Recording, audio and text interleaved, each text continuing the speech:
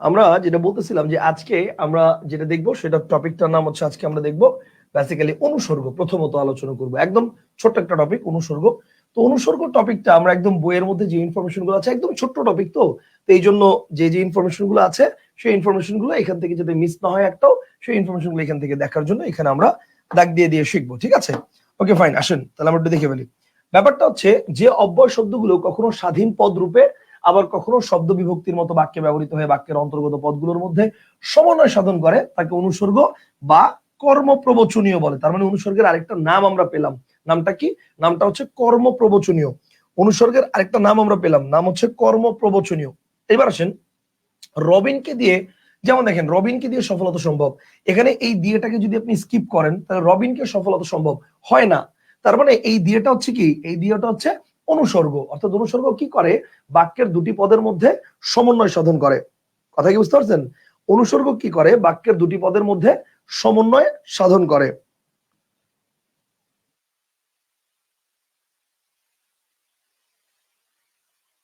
Okay fine, এবার দেখেন তাহলে অনুসর্গ হচ্ছে বাক্যের দুটি পদের মধ্যে সমন্বয় সাধন করে। এখন দেখেন যেমন তোমার জন্য এনেছি একগুচ্ছ নীল পদ্ম, তাহলে এই যে তোমার জন্য এনেছি একগুচ্ছ নীল পদ্ম, তাহলে এখানে কি বলছে? এখানে জন্য বাদ দিলে তোমার এনেছি একগুচ্ছ নীল পদ্ম, এটা আসলে হয় না। সো জন্যটা আসলে কি বোঝায়?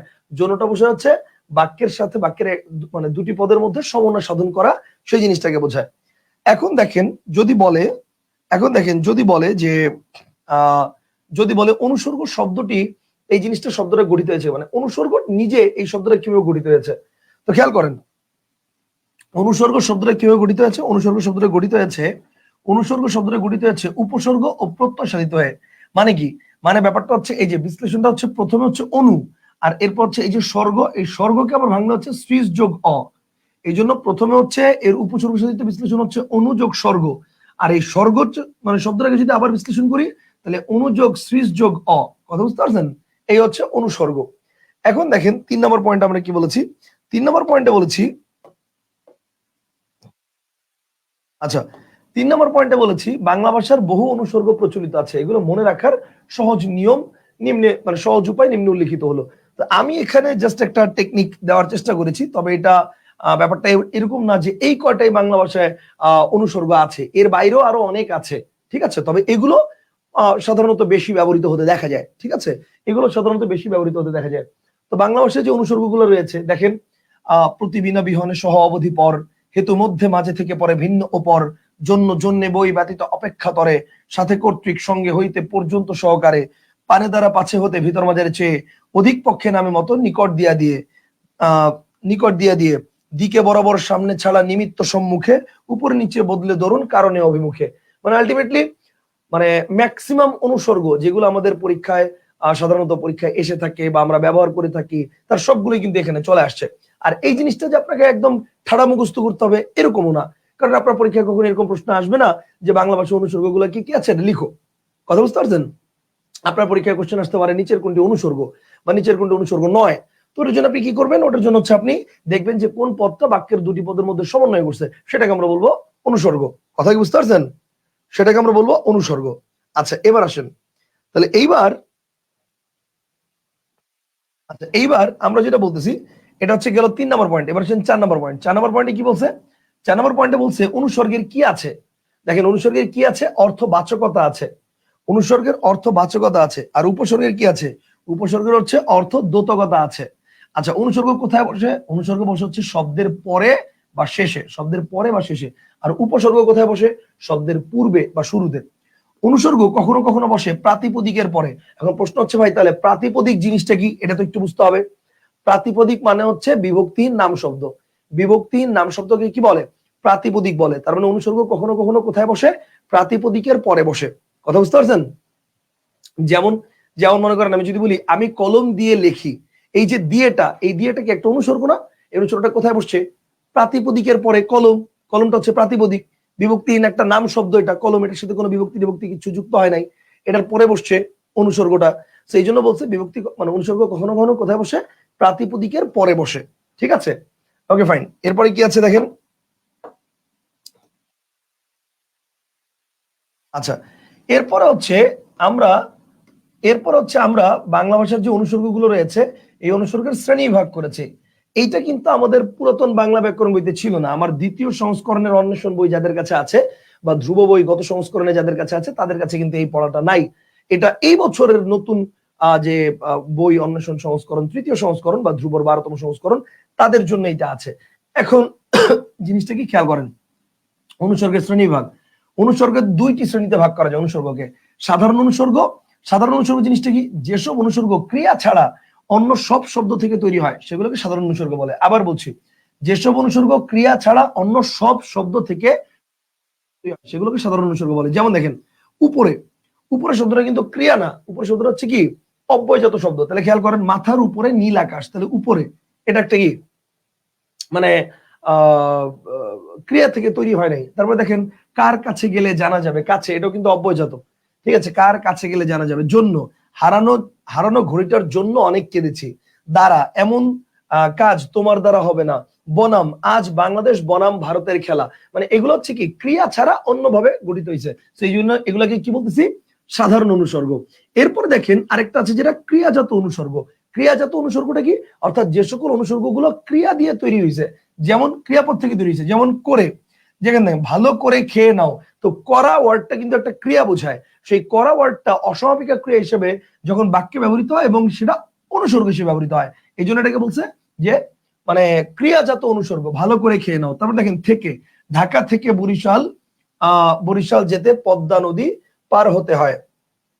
তাহলে ঢাকা থেকে মানে এইটা হচ্ছে থাকা, তো থাকা থেকে হয়েছে থেকে, থাকা হচ্ছে থেকে, তো থাকা মানে কি এটা হচ্ছে ক্রিয়া বোঝায়, তো সেখান থেকে হয়েছে থেকে। এরপর দেখেন দিয়ে, যেমন মন দিয়ে লেখাপড়া করা দরকার, তো দিয়ে বা দেওয়া এটা কি ভার্ব বোঝায়, তো দিয়ে থেকে মানে দেওয়া থেকে আসছে দিয়ে। দেন ধরে, বহুদিন ধরে অপেক্ষা করছি, ধরে মানে কি ধরা, তো ধরা থেকে আসছে ধরে। তো এগুলো হচ্ছে মানে ক্রিয়াজাত অনুসর্গ। তাহলে কিছু আছে ক্রিয়াজাত অনুসর্গ, কিছু আছে সাধারণ অনুসর্গ।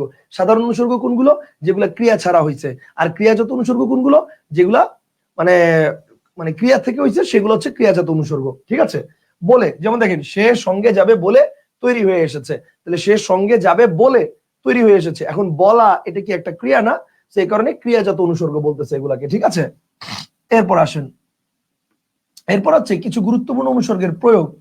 এরপর হচ্ছে যে ছকটা আছে আপনাদের সবার বইতে, এই ছকটা আপনারা পড়বেন ভালো করে।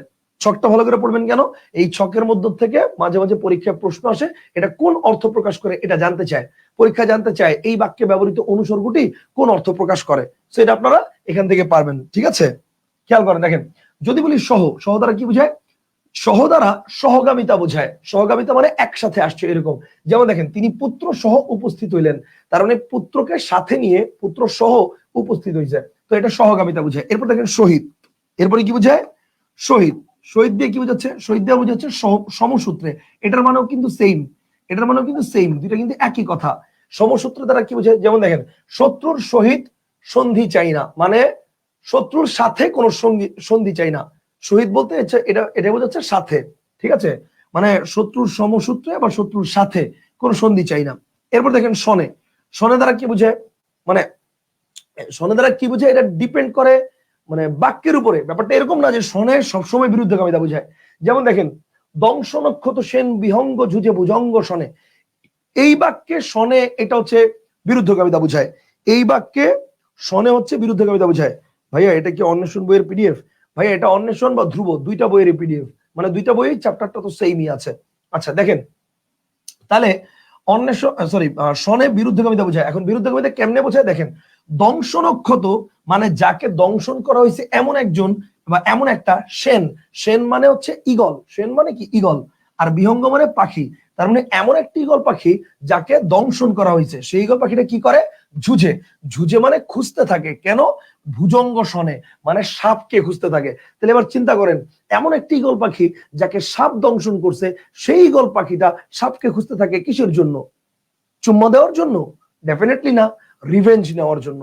তার মানে তাদের মধ্যে কি বন্ধুত্ব সম্পর্ক? ডেফিনেটলি না। কি সম্পর্ক? বিরুদ্ধগামিতা, শত্রুতা সম্পর্ক। Concept clear?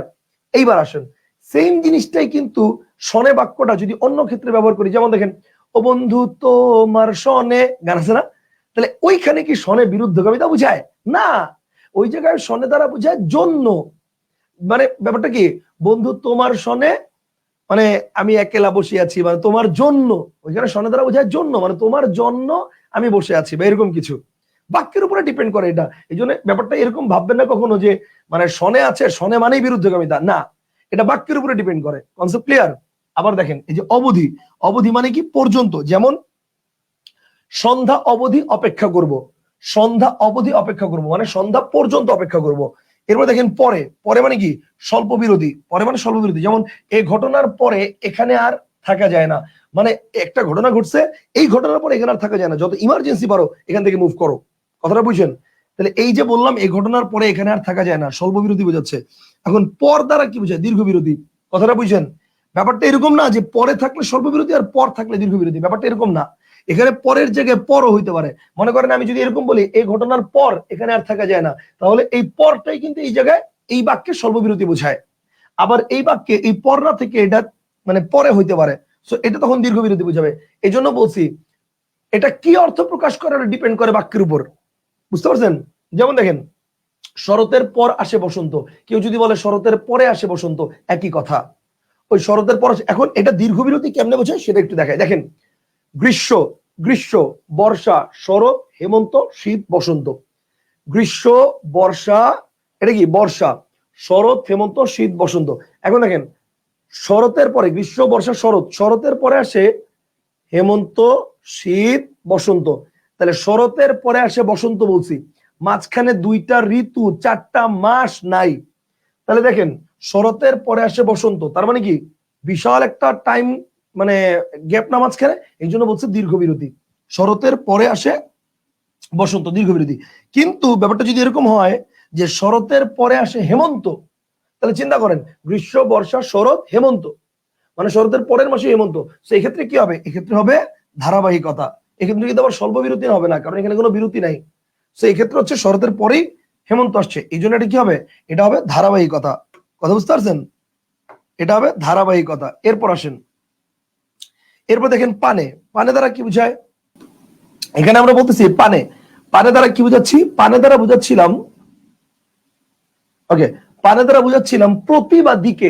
যেমন দেখেন শুধু তোমার মুখের পানে চাহি বাহির হনু, মানে শুধু তোমার মুখের দিকে তাকিয়ে আমি বাহির হইলাম। তার মানে এখানে পানে দ্বারা বুঝাচ্ছে প্রতি বা দিকে, মানে তোমার মুখের দিকে তাকিয়ে বের হয়েছি। ঠিক আছে? এরপর দেখেন পক্ষে, পক্ষে দ্বারা কি বুঝায়? সক্ষমতা। যেমন রাজার পক্ষে সবই সম্ভব, কিন্তু এই পক্ষেটা সবসময় যে সক্ষমতা বোঝায় তা না, ডিপেন্ড করে। যেমন দেখেন পক্ষের সক্ষমতা বোঝায় কখন? রাজার পক্ষে সবই সম্ভব, এই বাক্যে পক্ষে দ্বারা বোঝায় সক্ষমতা। কিন্তু দেখেন আমি যদি বলি আসামি, এই বাক্যে পক্ষে দ্বারা কি বোঝায়? এই বাক্যে পক্ষে দ্বারা বোঝায় সহায়। কারণ উকিল আসামির একমাত্র অবলম্বন, কারণ আসামি তো কোর্টে কথা বলতে পারবে না, উকিল আসামির হয়ে কথা বলবে, এই কারণে আসামির পক্ষে উকিলকে, এটা হচ্ছে সহায় বোঝাচ্ছে। এরপর দেখেন মাঝে, সীমার মাঝে অসীম তুমি, তার মানে এখানে মাঝে দ্বারা বোঝাচ্ছে মধ্যে, মানে মানে সীমার মাঝে অসীম তুমি, মানে সীমার মধ্যে অসীম তুমি। এরপর দেখেন এরপর হচ্ছে একদেশিক অর্থ, যেমন এদেশের মাঝে একদিন সব ছিল, এদেশের মাঝে একদিন সব ছিল, এটা দ্বারা কি বোঝায়? একদেশিক অর্থ, মানে এক সময় ছিল। এরপর দেখেন ক্ষণকাল অর্থে, যেমন নিমেষের মাঝেই সব শেষ হয়ে গেল, নিমেষের মাঝেই সব শেষ হয়ে গেল, তার মানে কি? মানে এই মাত্রই দেখলাম শেষ হয়ে গেছে। ক্ষণকাল অর্থে নিমেষের মাঝে সব শেষ হয়ে গেল। ঠিক আছে?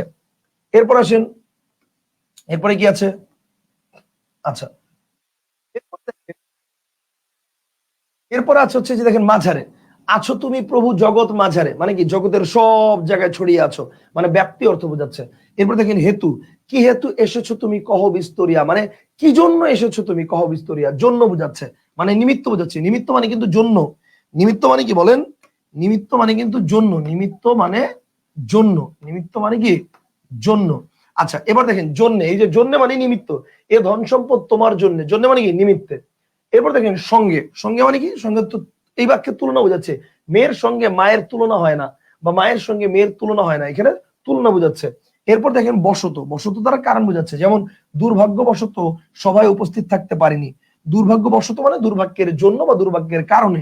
এরপর হচ্ছে প্রতি, প্রতি দ্বারা বোঝায় ওপর, যেমন নিদারুণ তিনি অতি নাহি দয়া তব প্রতি।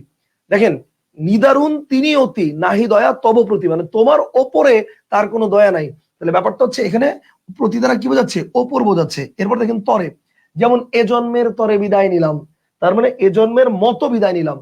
এই জন্মের তরে দ্বারা কি বোঝায়? এই জন্মের মত বিদায় নিলাম। এই জন্মের তরে বিদায় নিলাম মানে এই জন্মের মত বিদায় নিলাম। ঠিক আছে, তাহলে তরে দ্বারা কি বোঝায়? মত। তরে দ্বারা কি বোঝায়? মত অর্থ বোঝায়। কনসেপ্টটা কি ক্লিয়ার? এরপর দেখেন, আবার মত দ্বারা কি বোঝায়? এই বাক্যে মানে ন্যায় বোঝায়। ন্যায় মানে কি?